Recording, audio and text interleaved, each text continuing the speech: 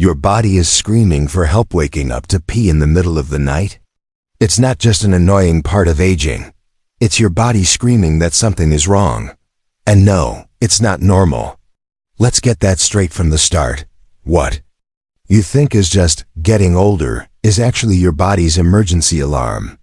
It's a biological alert that says, hey, you're doing something during the day that's messing everything up at night. Picture this. You're finally asleep. The room is calm. Soft light. Silence. And boom, suddenly, your bladder decides it's party time. You get up, stumble around in the dark, feet freezing on the floor. It's like trying to defuse a bomb while half asleep.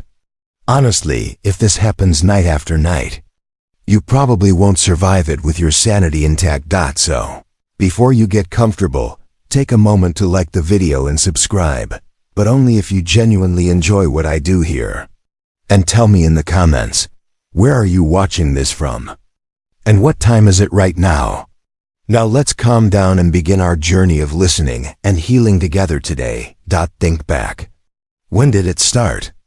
The first time it happened, you probably told yourself, maybe I drank too much water before bed, but then it happened again. And again. And before you knew it, waking up to pee became a routine. Every night. Every single night. Here's the kicker: over 70% of adults over 65 experience nocturia, which is the medical term for nighttime urination. But just because it's common doesn't mean it's inevitable. Want to hear something strange?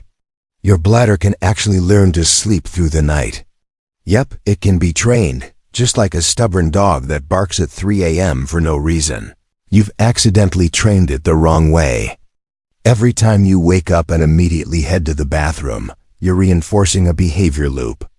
Your brain starts thinking, yes, this is what we do at 2 a.m. Perfectly normal. Over time, it becomes a built-in system. Wake, pee, repeat. Some experts still debate whether this is a medical disorder or just a behavioral loop gone wild. But one thing's certain: you can break it. Just imagine lying down at night. The lights are off. The blanket is warm. And for the first time in years, you sleep through the entire night. No bathroom breaks, no tossing and turning. You wake up refreshed, clear-minded, and wait for it. Not cranky. It feels like you've been given 10 years back. Well, at least your energy levels will say so. Now, I'm not promising miracles. But if you're willing to take a hard look at a few daily habits and change them, this frustrating story could finally have a different ending. And the first habit we're going to uncover: how and when you're drinking water. You're drinking water the wrong way. That probably been told your whole life. Drink more water. But no one ever mentioned that timing matters just as much as quantity. Especially when you're over 60 and your bladder's not as patient as it used to be. Here's the problem. Most people treat hydration like a math game. Didn't drink enough during the day? No worries, just chug 2 glasses before bed and call it even. Except your body doesn't work like that. And your bladder? Oh, it definitely doesn't appreciate last-minute hydration marathons. You see, your kidneys don't just store water like a sponge. They filter it constantly. When you drink a lot of fluids close to bedtime, especially after 6 or 7 p.m., your kidneys kick into high gear. And guess where all that filtered liquid ends up? That's right. Knocking on your bladder's door right around 2 or 3 in the morning. Now, let me guess, sometimes you even tell yourself, I'll just go pee before bed and I'll be fine. But here's the twist. The human bladder isn't a one and done kind of organ. It's not a gas tank you empty once and forget. Nope, it keeps filling as long as the kidneys keep working. And if you flood your system too late in the evening, you're practically setting a wake-up alarm for your bladder. Like clockwork.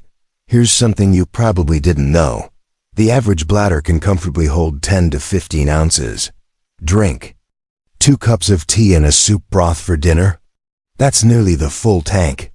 And that doesn't even count the slow trickle from your kidneys all night long.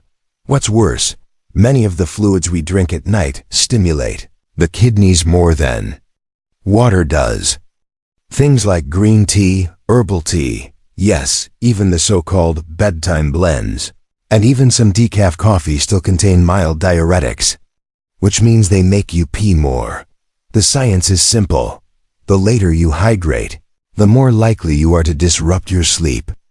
And studies have shown that fragmented sleep in seniors can lead to a cascade of issues: fatigue, poor memory, and even a weakened immune system. Experts are still debating the cutoff time for fluid intake, but most agree on this: stop drinking large amounts at least 2 hours before bedtime. And if you want to be even more strategic, front-load your hydration. That means drinking more during the first half of your day and tapering off in the evening. Let's make it easy. Drink a big glass of water within 30 minutes of waking up. Keep sipping throughout the morning and early afternoon. After 6 p.m. switch to small sips only and avoid large drinks after dinner. I know, it sounds boring. But think of it like this. Would you rather give up that extra cup of herbal tea at 9 p.m. or keep dealing with that icy bathroom floor at 3 a.m.? You also might want to rethink the idea of flushing toxins overnight. Your body does detoxify while you sleep, but not through your bladder. That's your liver's job, and it doesn't need you drinking half a gallon of lemon water at midnight to do it. Here's a weird fact. Camel bladders can expand up to 20 times their normal size. To conserve water, human bladders? Not so much. Especially not after 6:5. So if you've been drinking late, thinking it helps with digestion, energy, or flushing out your system, you might be sabotaging your sleep without even realizing it. Bottom line, you're not old, you're just hydrated. At the wrong time, and your bladder? It's not yelling at you because it's weak. It's yelling because you taught it to. So let's reprogram it, starting with your next sip of water. Your kidneys aren't 20 anymore. Let's be honest, your kidneys have been working full-time since the day you were born. No sick days. Number. Vacations. Just 24/7 filtering, balancing, and regulating. By the time you hit your 60s, they've already filtered over 1 million gallons of blood. That's more than enough to fill a small lake. So yeah, they've earned the right to slow down. A little, but here's where things get tricky. As we age, our kidney function gradually declines, even in healthy individuals.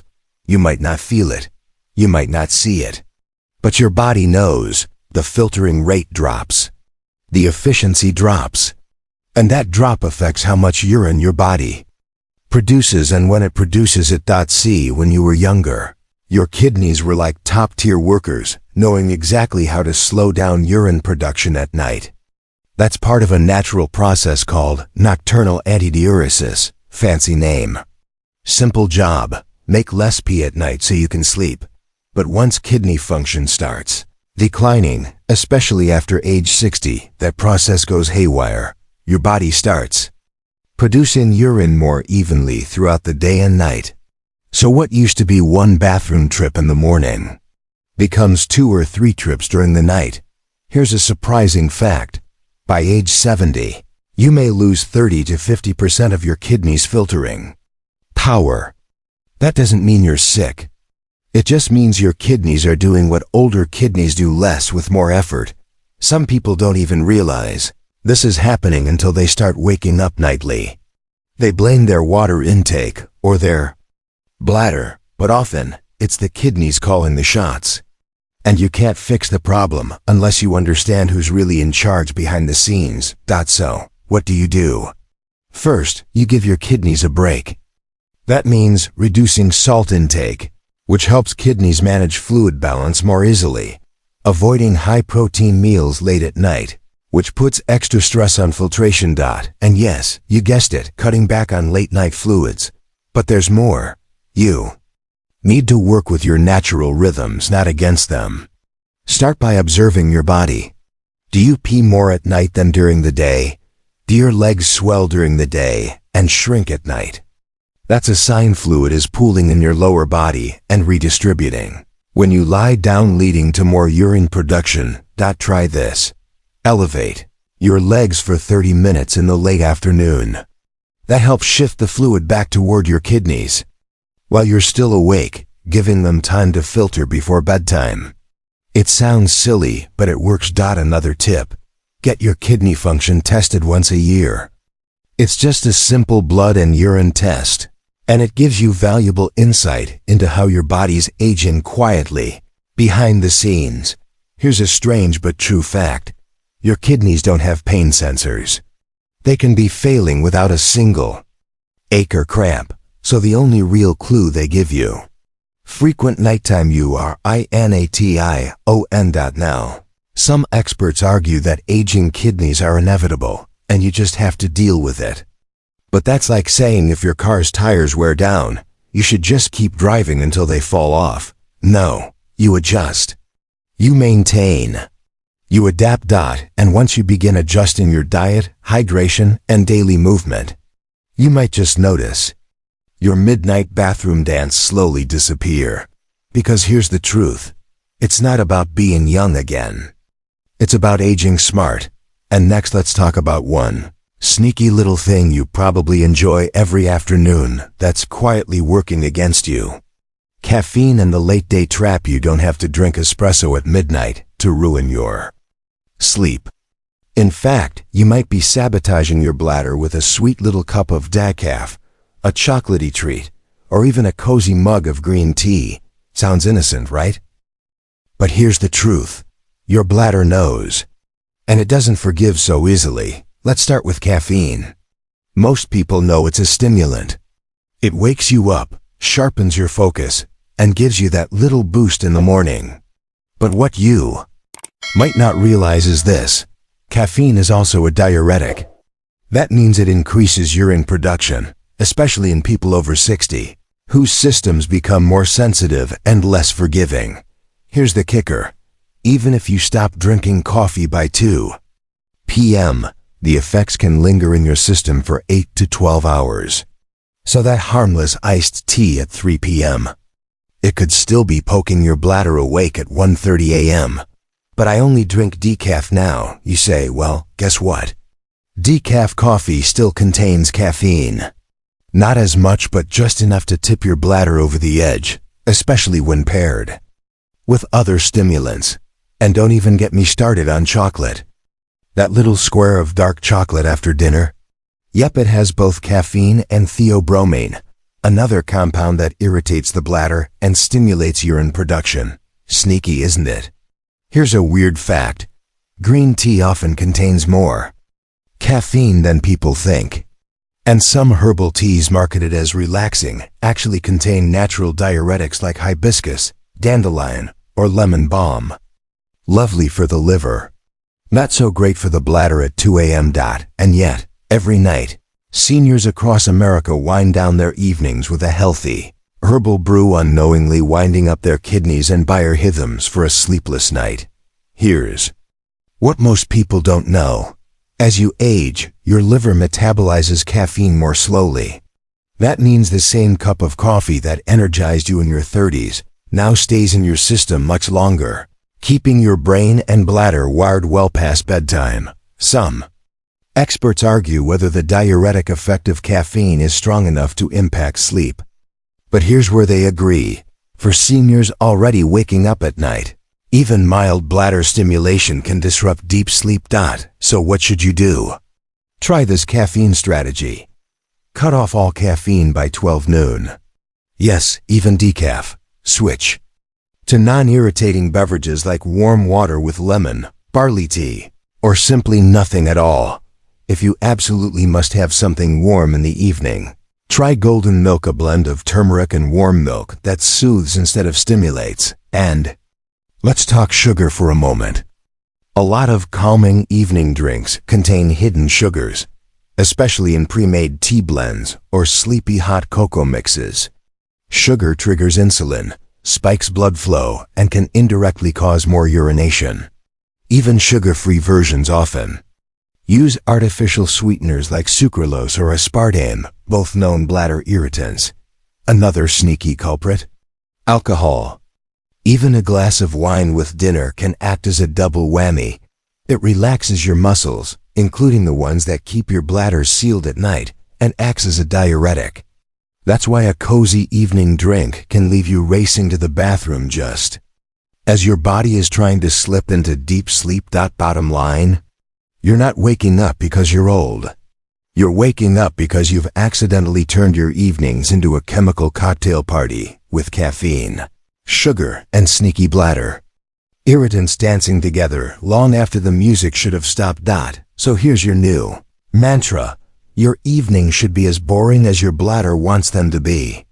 No caffeine, no chocolate, no sleepy teas with a twist. Just peace, calm, and maybe a warm, non-irritating beverage if you truly need it. Because the fewer surprises you give your bladder after sunset, the more likely it'll stay quiet. Until sunrise. What you eat for dinner matters more than you think. Let's say you did everything right. No caffeine after noon. You stopped drinking water 2 hours before bed. You even elevated your legs before dinner, like some kind of Zen bladder master. But then, you sat down to a lovely dinner of tomato soup, spicy grilled chicken, and a glass of citrus-infused sparkling water. Boom. Bladder sabotage. The truth is, your dinner plate may be secretly triggering nighttime urination. And worse, you've probably been told these foods are healthy. But just because something is good for your heart or metabolism doesn't mean it plays nice with your bladder. Let's start with acidic foods. Tomatoes, oranges, grapefruits, and even pineapple, all of them can irritate the lining of your bladder. When that lining gets inflamed, your body reacts by signaling the need to urinate, even when your bladder isn't full. It's like your bladder saying, "Get this out of me, now." Here's a strange fact most people don't know. Your bladder has pain receptors similar to your stomach. So when you eat highly acidic or spicy foods, your bladder doesn't just hold liquid, it feels irritation, like heartburn in your pelvis. Now, let's talk salt. A salty dinner causes your body to retain water temporarily, pulling fluid from your tissues into your bloodstream. But later, once you're lying in bed, your kidneys begin releasing that extra water. And suddenly, all that sodium makes a midnight comeback in the form of increased urine production. Experts still debate whether salt or sugar has the stronger effect on nocturia. But one thing is clear: a heavy, salty meal at night almost guarantees a restless bladder. What about spice? Chili peppers, hot sauce, even peppery marinades can trigger a chemical response in your urinary tract. The compound capsaicin, which gives peppers their heat, may inflame the bladder in sensitive individuals. Even if it doesn't send you running to the bathroom right away, it can subtly disrupt your body's normal rhythm, leading to more awakenings and lighter sleep. Now here's the part that really stings. Even foods you think are calming might not be. Like chocolate, which we already covered, but also onions, vinegar-based dressings, and even yogurt with fruit. All of these can be bladder irritants, depending on your body. Let's not forget about timing. Eating too close to bedtime forces your body to digest while it's supposed to be resting.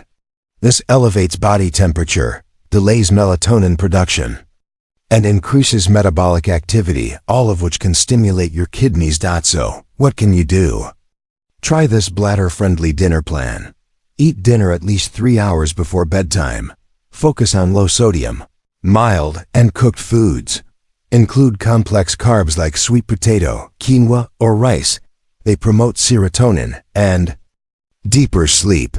Limit acidic ingredients like tomatoes, citrus, or pickled vegetables. Avoid spicy marinades or seasoning blends. Go for herbs like basil, rosemary, or oregano instead. If you must have dessert, go for something plain like a banana or small serving of oatmeal instead of chocolate or anything with sugar alcohols. Here's a wild but true comparison. Your bladder at night is like a moody roommate. You never know what will set it off. One night it's fine with the chicken stew. Next night, the same dish has it banging on your bedroom door at 3 a.m. But once you learn to feed it what it likes and avoid what ticks it off, you can finally enjoy a peaceful night without interruptions. So no, it's not just about what you drink. Sometimes, it's the dinner that's whispering to your bladder long after you've brushed your teeth. And if you think food and drink are the only culprits, wait until you learn what your internal clock has been doing behind your back.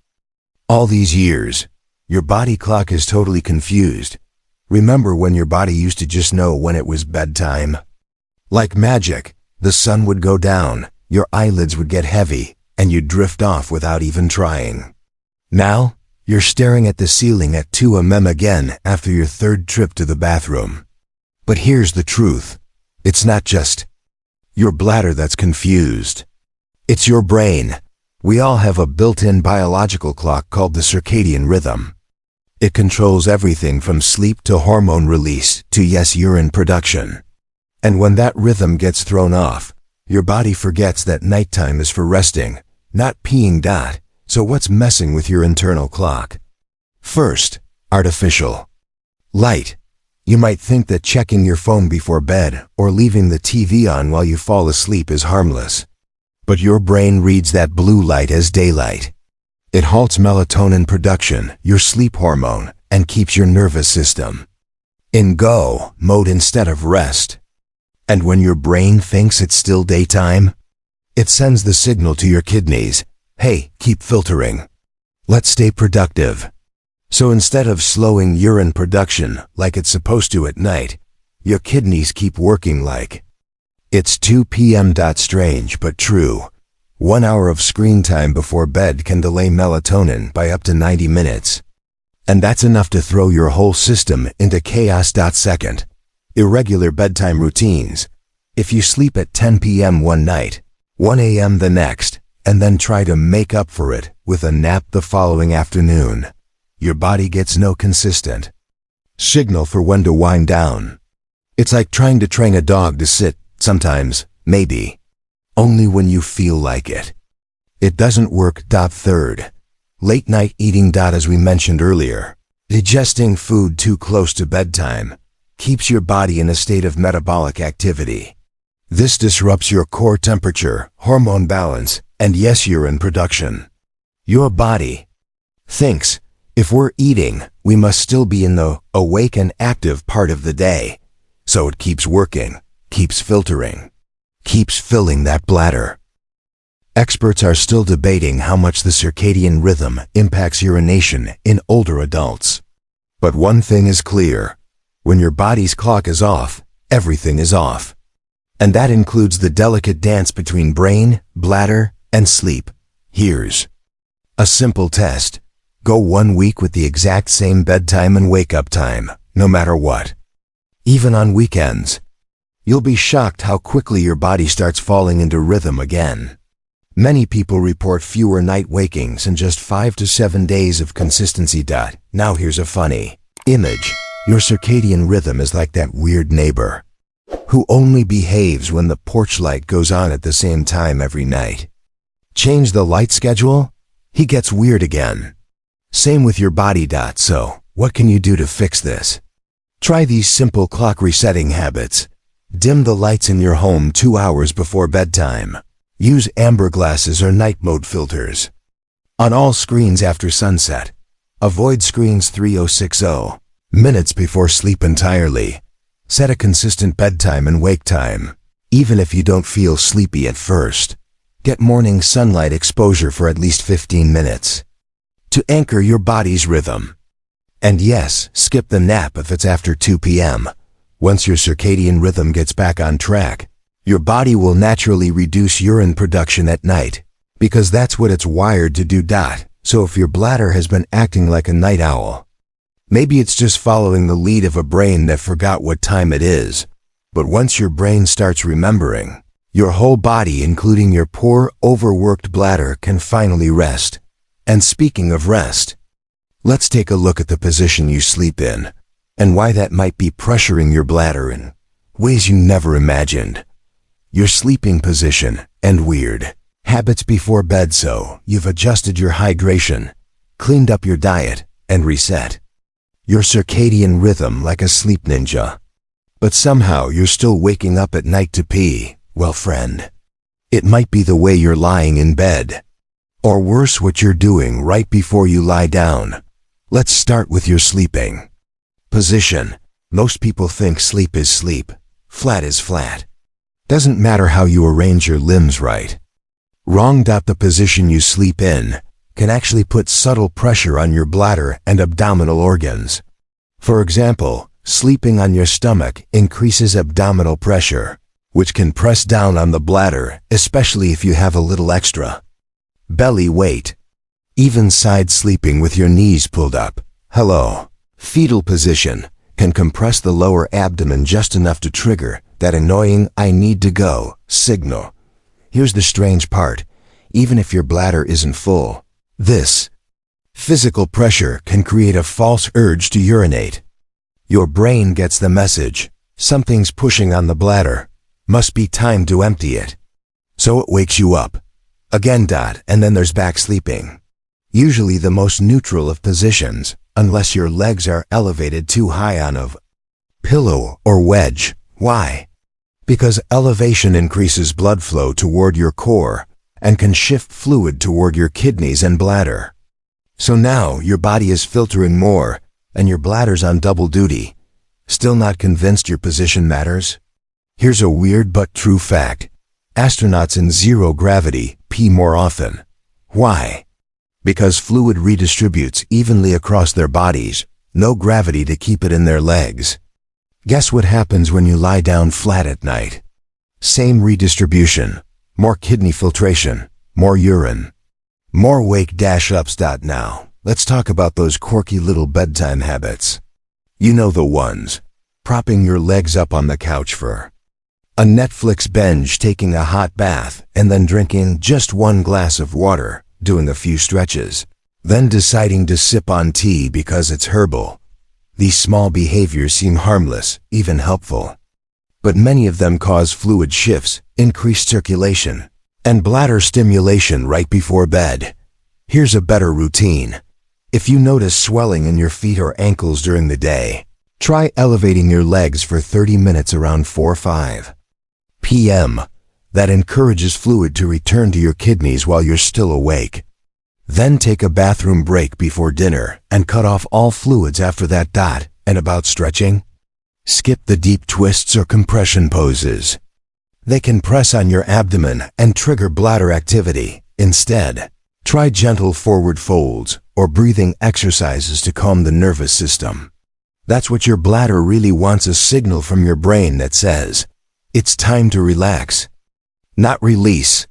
Experts are still debating whether sleep position is as important as fluid timing, but most agree. For people with overactive bladders, posture and pressure make a big difference. So yes, it sounds silly, but the way you tuck your knees or prop up your feet can be the difference between 8 hours of peace or 2 bathroom runs and a cranky morning. Try this.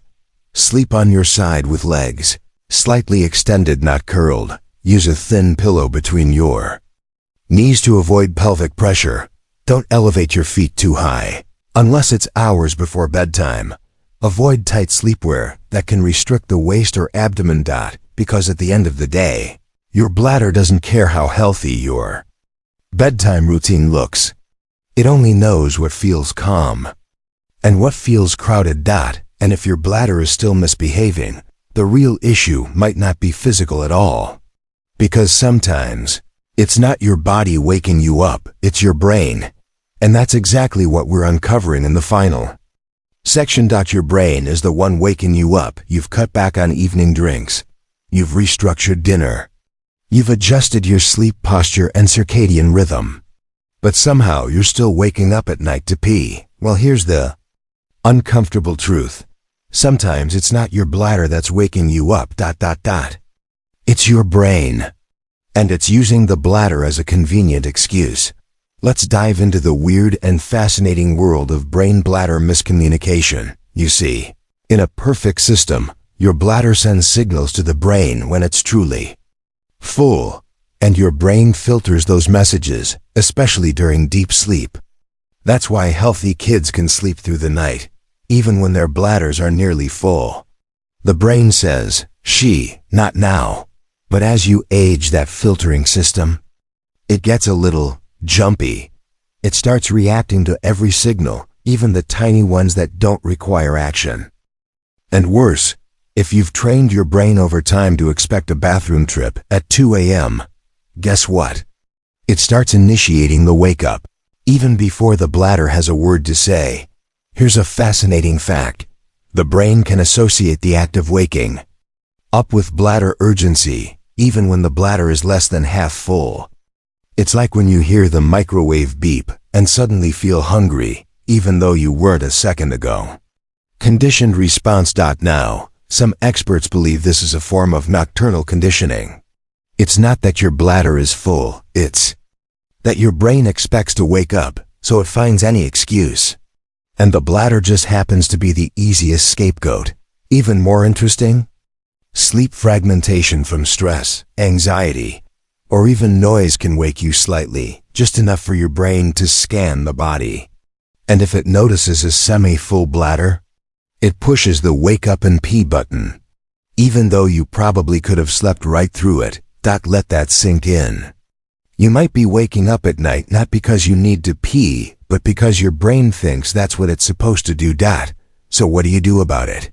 You retrain your brain the same way you retrain a habit, with consistent, repetitive, gentle boundaries. Here's how: the wait it out technique. When you wake up at night with an urge to pee, but it's not urgent or painful, try staying in bed.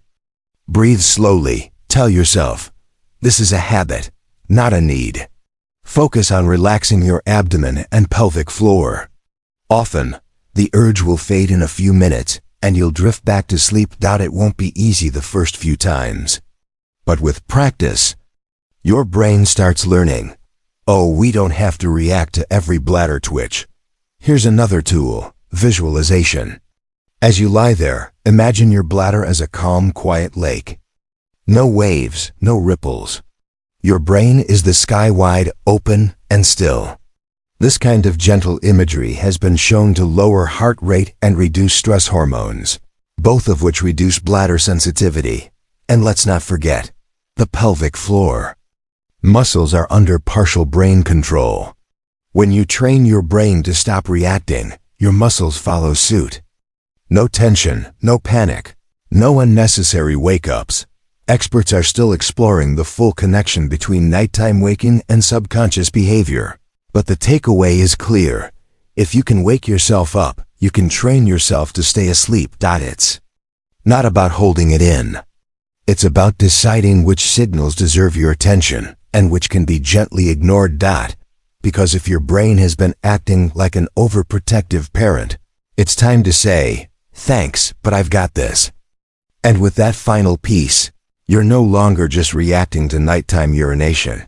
You're finally taking control of it. Now, take a breath. We've come full circle. You've learned the biology. You've learned the habits.